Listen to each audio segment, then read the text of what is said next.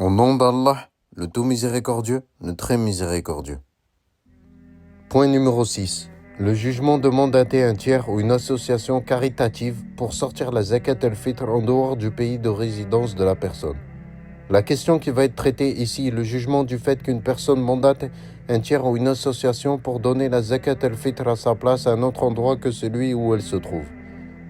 Par exemple, j'habite à Paris et je mandate une personne de confiance pour donner la zakat al-fitr pour moi à une personne pauvre à Lyon.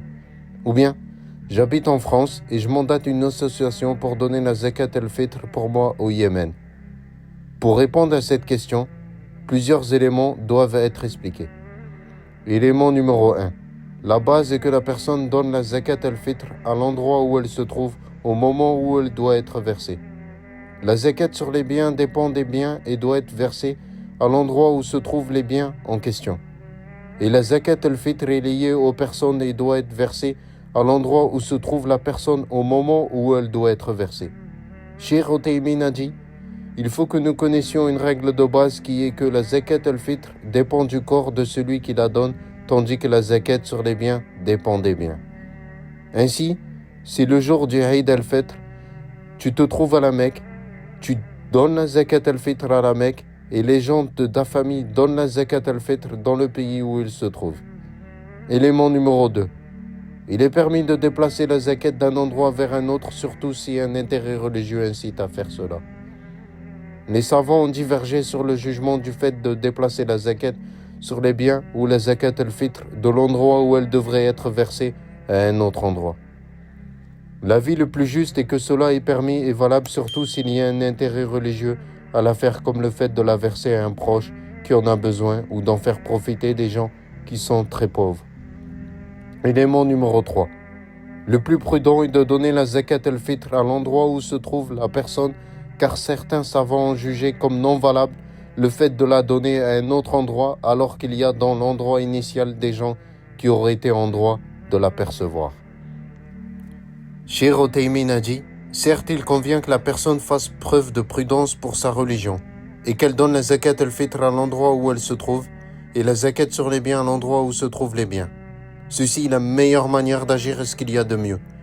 De plus, le fait de sortir la zakat al-fitr à l'endroit où l'on se trouve permet que cet acte reste un rite apparent de l'islam et ne soit pas absent de certaines contrées.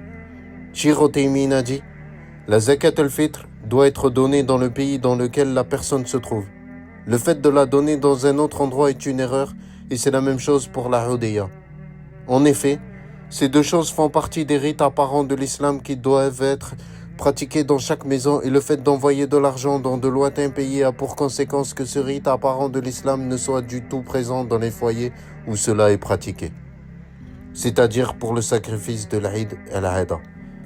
Élément 4, la conclusion. Se basant sur les règles exposées dans les points précédents, il est permis de mandater un tiers ou une association pour sortir la zakat al-fitr à un autre endroit ou dans un autre pays que celui où se trouve la personne. Par contre, le tiers ou l'association qui a été mandatée devra faire parvenir la zakat al-fitr aux pauvres dans le temps imparti, soit au plus tôt, 2 ou 3 jours avant l'Eid, et au plus tard, juste avant la prière de l'Eid. Sauf dans le cas où le pauvre qui doit percevoir la zakat a, lui aussi, mandaté ce tiers ou cette association pour prendre possession de la zakat al-fitr à sa place, car dans ce cas, il n'y a pas de mal à ce que la zakat al-fitr lui soit donnée après la prière de l'Eid. Remarque numéro 3. Dans l'hypothèse où une personne mandate un tiers ou une association pour donner la zakat al-fitr dans un autre pays et que le prix du sa de nourriture dans ce second pays est inférieur au prix du sa de nourriture dans le pays de base, que faut-il faire? La réponse à cette question est que, selon le plus juste des deux avis des savants, la différence de prix n'est pas à prendre en compte et il faudra simplement s'acquitter d'un sa de nourriture comme dans l'endroit initial. Le comité permanent des recherches scientifiques de la Fatawa du Royaume d'Arabie Saoudite a dit la quantité de la zakat al-fitr est un sa de dattes, d'orge, de raisins secs, de fromage sec ou de nourriture. Son temps est la nuit du Eid al-Fitr jusqu'à la prière du Eid et il est permis de l'avancer de 2 ou 3 jours.